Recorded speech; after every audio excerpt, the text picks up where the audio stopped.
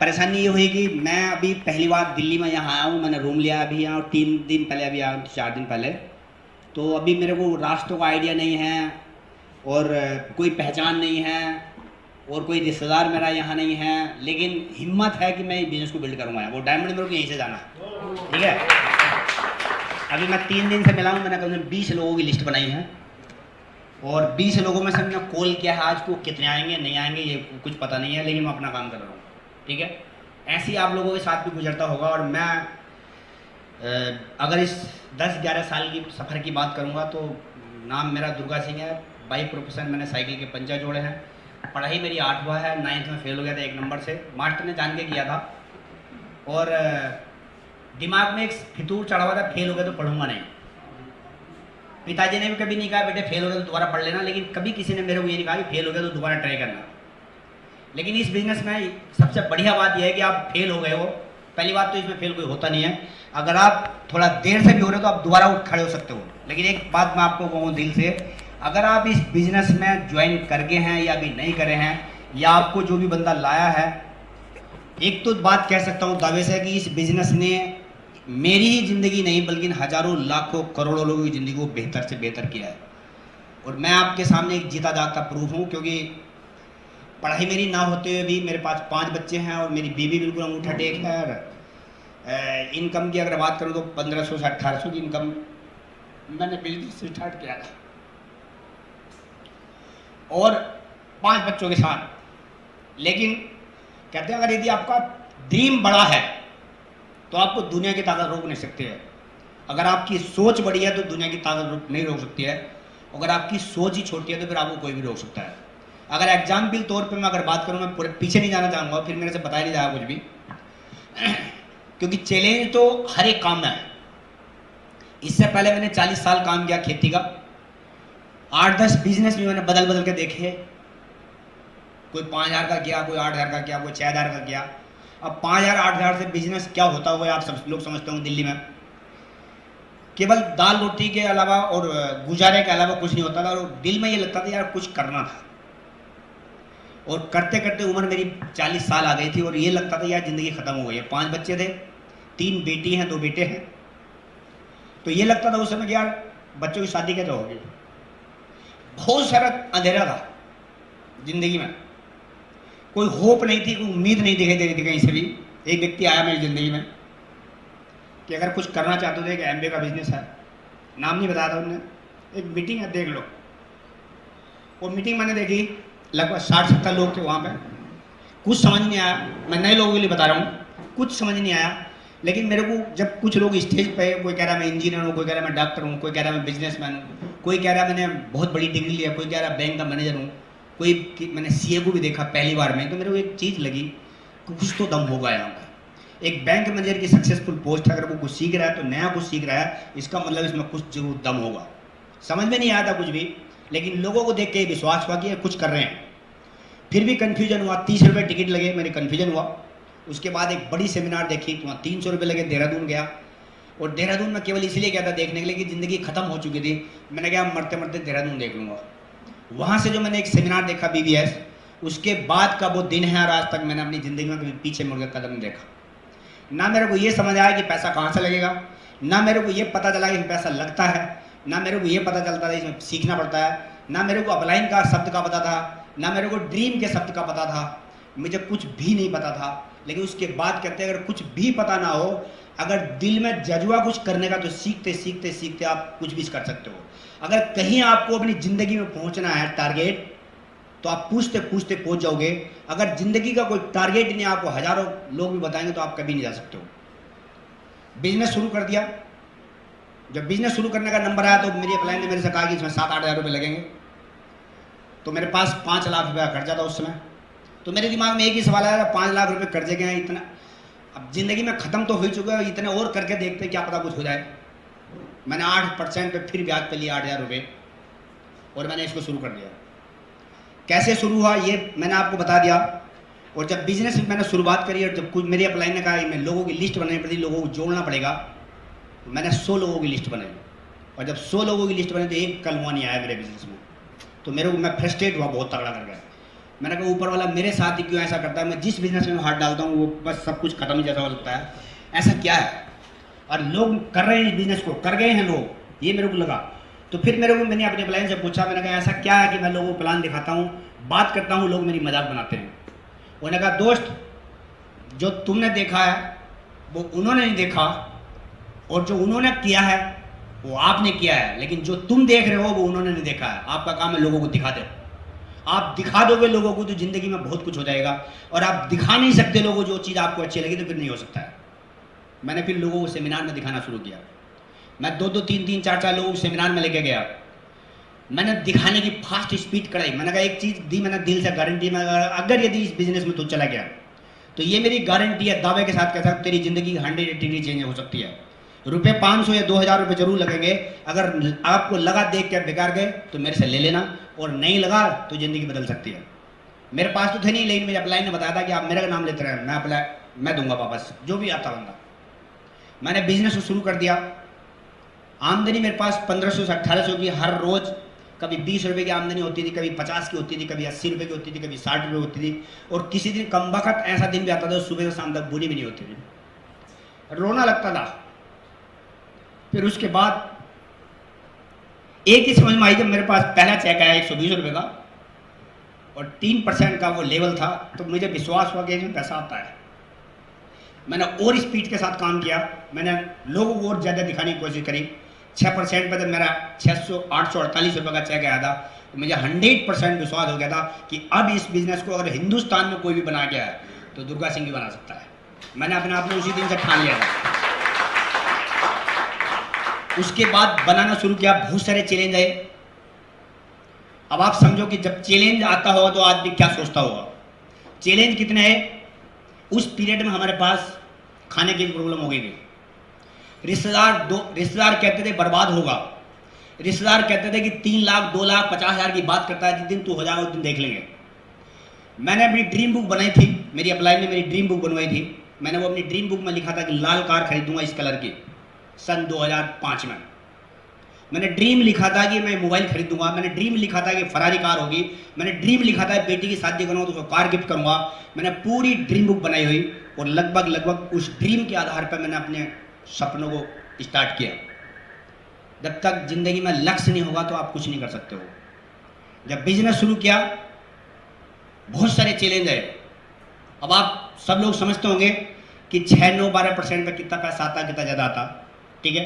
उसके बाद ऐसी सिचुएशन आई कि बच्चों की फीस होनी बंद हो गई। मैंने अपने 5 बच्चों को बैठा दिया और एक किताब पढ़ ली उससे पहले, रिच डैड बिजनेस स्कूल। एक ही चीज़ समझ में आई थी, दर्द बहुत हुआ। हर एक माँ बाप को दर्द होता है, बच्चे नहीं पढ़ रहे।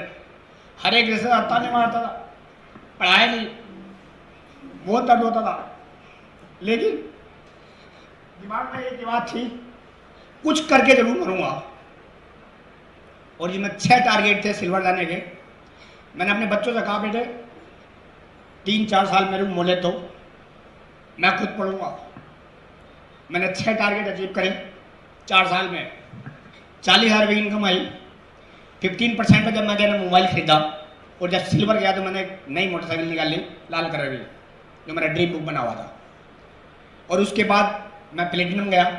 1 साल 1.5 साल में प्लेटिनम पर रहा। फिर फाउंडर गया, मैंने अपनी बेटी की शादी करी, उसको सेंट्रो कार गिफ्ट करी, उसको पढ़ाने में बैठाना। जब शादी करी तो हाई स्कूल में थी, और जब मैंने BA तक उसको पढ़ा दिया है। दूसरी बेटी उसको भी पढ़ाया, उसकी शादी अभी पिछले अप्रैल में करी है, उसको निशान की माइका काट दी है। बेटा को बैठाया था, दोनों बेटे इंजीनियरिंग कर रहे हैं। एक रुड़की से कर आया, 3 साल कर दी। बड़ा वाला बेटा कर रहा है इंजीनियरिंग इस समय, इलेक्ट्रिकल इंजीनियर दोनों ने। तीसरी बेटी की शादी की तैयारी है। दोस्त मैं एक ही चीज़ कहूँगा, चैलेंज तो सबके पास आएंगे। चैलेंज तो हमारे पास इतने हैं कि 4-5 साल के अंदर हमारे पास खाना एक ही टाइम बना है। लेकिन मेरे बच्चों ने कभी किसी ने बताया नहीं, किसी के सामने रोए नहीं, किसी के सामने कहा नहीं कि हमारे पास कुछ नहीं है। आप अपने बच्चों को होप दे सकते हो, उम्मीद दे सकते हो। अगर थोड़े दिन कंप्रोमाइज़ कर लेंगे बहुत कुछ हो सकता है ज़िंदगी में। चैलेंज अगर आप चैलेंज की बात करोगे, अगर एक कॉमन सेंस की बात बता रहा हूँ दोस्त, मैं अपने जो मेरे ऊपर बीता आप अपने बहन से जरूर कंसल्ट कर लेना। अब एक चीज देखते हैं, यहाँ इधर खुशियों का मेला लगा हुआ है, गाड़ियों का, हेलीकॉप्टर, हवाई जहाज, बंगले, बीच हाउस, हवाई जहाज में घूमना, और इधर गमों का मेला है, दुखों का। ठीक है, इधर दुखियारे सारे लोग हैं, दुख हैं, कष्ट है, मुसीबत है, चैलेंज है, परेशानियां हैं, दिक्कतें हैं, और इधर खुशियां ही हैं सारी। अब अगर जो लोग इधर देखेंगे हमेशा, तो उनके पास एक ही चाहिए, दुख में से दुख, परेशानी में से परेशानी, जो इधर देखेंगे। और जो इधर देखेंगे उसको क्या दिखाई देगा? गाड़ी, बंगला, हवाई जहाज, पैसा, सम्मान, शोहरत, सब कुछ दिखाई देगा। अब देखता कौन है? इधर की साइड में और इधर की साइड में देखता कौन है? हम खुद, और दोष ठहराते हम दूसरों को।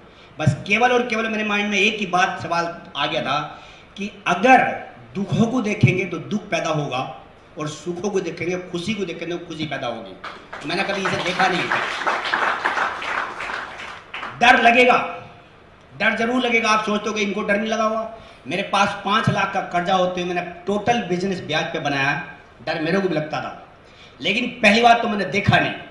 अगर कोई कर्जे वाला ही बंदा मेरे गेट पे आया तो उसको चुपचाप का, इतने टाइम से पहले नहीं दे सकता हूं, कुछ भी कर ले, इतने टाइम दूंगा, बाकी तेरी मर्जी है।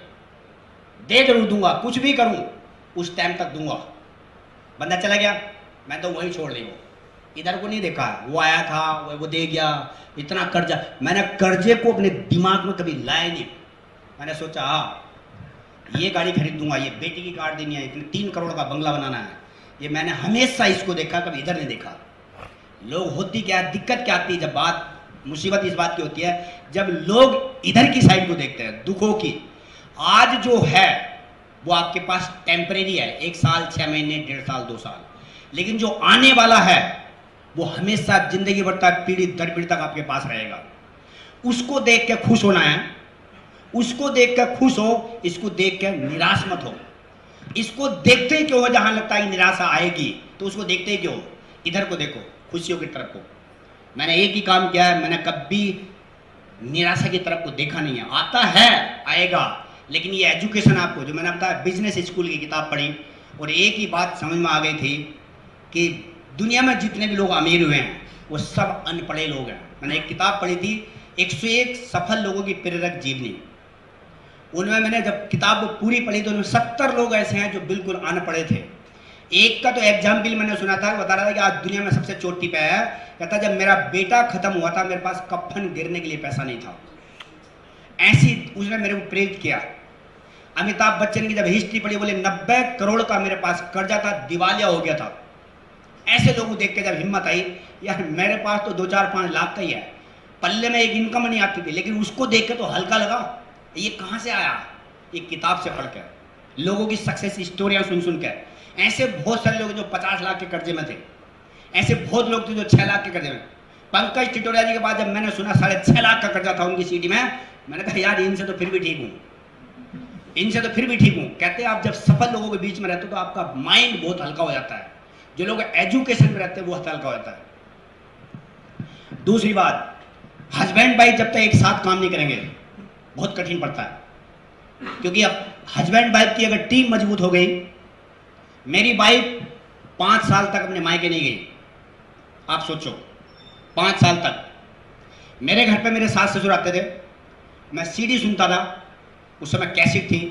बोले तुम्हें एक दिन सब ठगेंगे, जिस दिन जितनी तुम लोगों को सुनते हो सब ठग लेंगे, सब बुद्धू आदमी हो तुम। मेरे को हंसी भी आती थी, मेरे को गुस्सा भी आता था। मैंने अपनी वाइफ से बताया, मैंने देखो इनको बोल दो ये अपने घर में खुश रहे, मैं अपने घर में खुश हूँ। बोले तुम मेरी लड़की को सड़क पर करोगे। मैंने कहा मैं सड़क पर करूँ, ये मेरी घरवाली है। मैं हवाई जहाज में कहूँ, वो मेरी घरवाली है। मैं कुछ भी करूँ, इसको खाना दूँ तो मेरी घरवाली है, नहीं दूंगा तो मेरी घरवाली है। आप कितने दिन दे सकते हो? तो मेरी वाइफ ने बोला ऐसा है, हम जो भी कर रहे हो अपनी ज़िंदगी में बहुत अच्छा कर रहे हैं, हमारे कुछ कहने की जरूरत नहीं, हम तुमसे कुछ मांगने नहीं आ रहे। और मजे की बात बताऊँ, जब सब कुछ हो जाता ना तो दुनिया भी देना शुरू कर देती है। जब सब कुछ हो जाता है तो एमबी भी ज़्यादा देना शुरू कर देती है। और जब कुछ नहीं होता तो रिश्तेदार भी ना आंख बचा जाते हैं। हम कई बार ऐसी रिश्तेदारी में गए जहाँ से पता चला है यार हो सकता है यहाँ से हम 5 किलो आटा मिल जाएगा।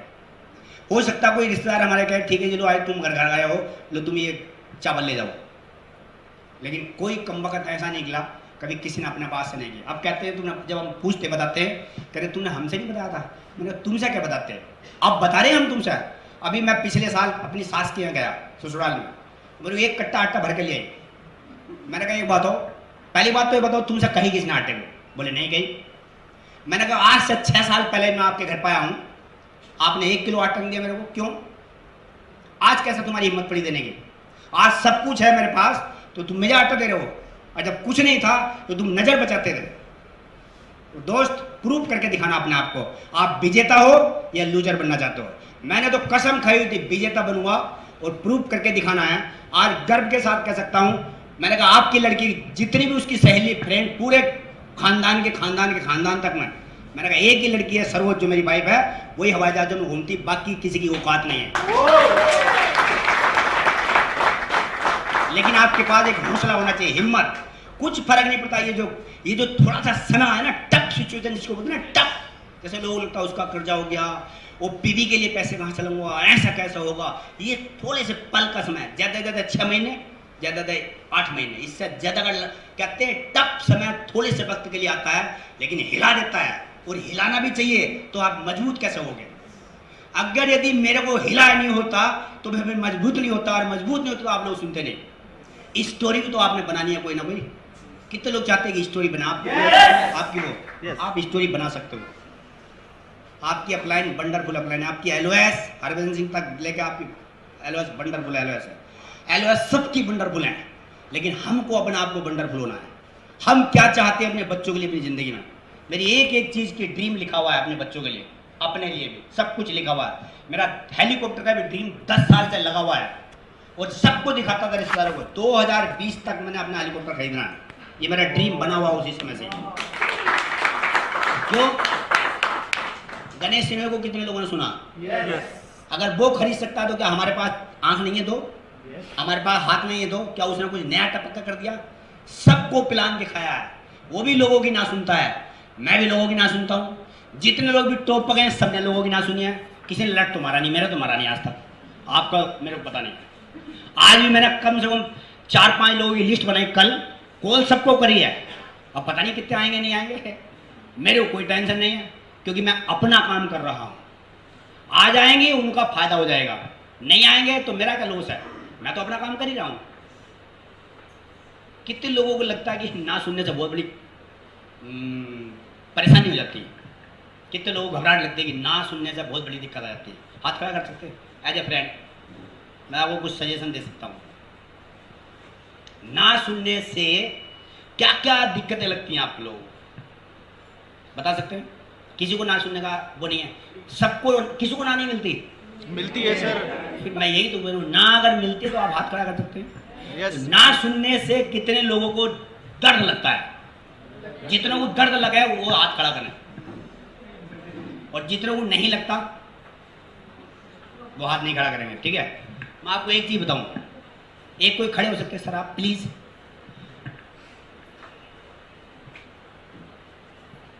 मान लेते हैं आपने इनको प्लान दिखाया, आप खड़े हो सकते हैं? आपने इनको प्लान बात करी, भाई साहब मैं एक बहुत बड़ा बिजनेस करता हूँ, आप 50,000 महीने का कमाना चाहोगे क्या? वो ये कहते हैं नहीं मैं तो खुश हूँ अपनी जिंदगी में, मुझे पहले तुम कमा लो। फिर आपको क्या दर्द लगा? इन्होंने आपको ना बोली, अपने बच्चों के लिए जिंदगी भर तक के लिए ना बोल दिया, आपके लिए अब इन्होंने अपने लिए। तो आप खुश होने चाहिए या निराश होने चाहिए? इसकी जगह वो ढूंढ लो, क्या फर्क पड़ता? भाई एक बात हो, आप अपने बेटे को आईएएस बना चाहते हो, बेटे ने कसम खा रखी मुझे तो नहीं बनना है, आप कुछ कर सकते हैं? तो इतनी देर में निराश होने के बोले यार तन्ने मेरा टाइम खराब नहीं करा, वेरी गुड, बहुत अच्छा, ऐसे आदमी बहुत बढ़िया होते हैं दुनिया में। और हाथ मिलाओ, बोले भाई साहब ने मेरा वक्त खराब नहीं करा, आपने ध्यान दिल से ना बोली, ऐसे आदमी दुनिया में बहुत बढ़िया होते हैं। अब ये हाँ देखूंगा सुनूंगा बताऊंगा, आप 1 महीना खा जाए, बहुत ज्यादा बढ़िया थे या ज्यादा कौन सी ना बढ़िया? स्टेट ना, वेरी गुड, ठीक है, आप समझ सकते हैं।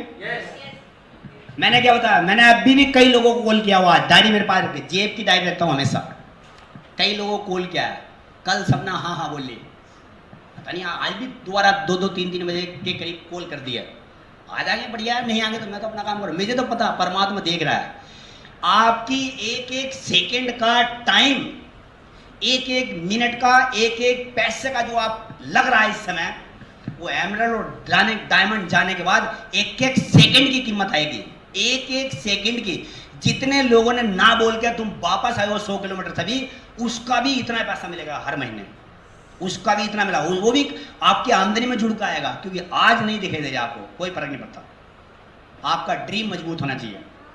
अगर मैं अपने 5 बच्चों के साथ और अपनी बीवी जो बिना पढ़ी है उसके साथ, और मैं भी पढ़ाई में कोई ज़्यादा नहीं उनके साथ अगर कर सकता हूँ, तो इस हॉल में बैठा हुआ हर एक इंसान करता है। कोई है यहाँ पर पढ़ा हुआ 8वां?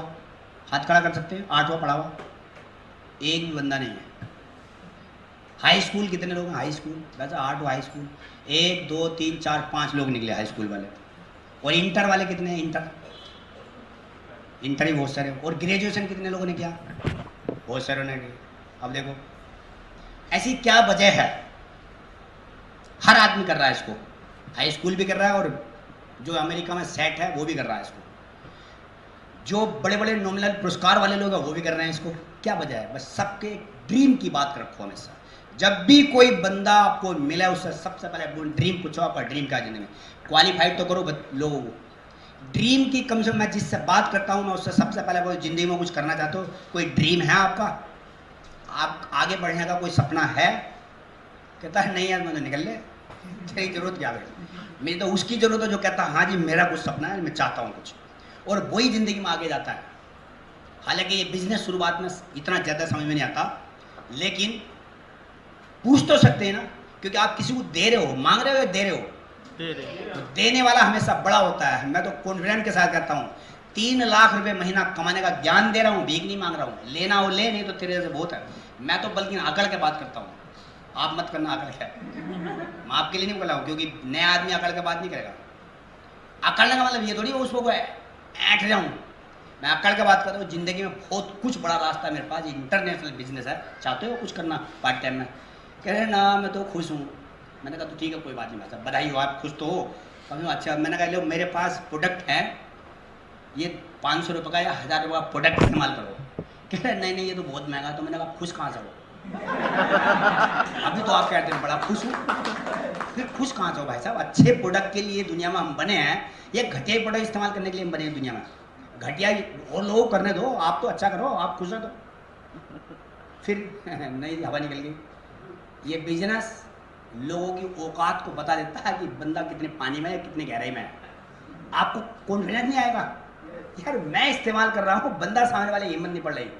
आप अपने आप को धन्यवाद दो, अपने आप को शाबाशी दो, अपने आप को विजेता समझ कर रखो हमेशा, क्योंकि आप दे रहे हो, किसी से ले नहीं रहे हो, और देने वाला हमेशा इस दुनिया में सबसे बड़ा होता है।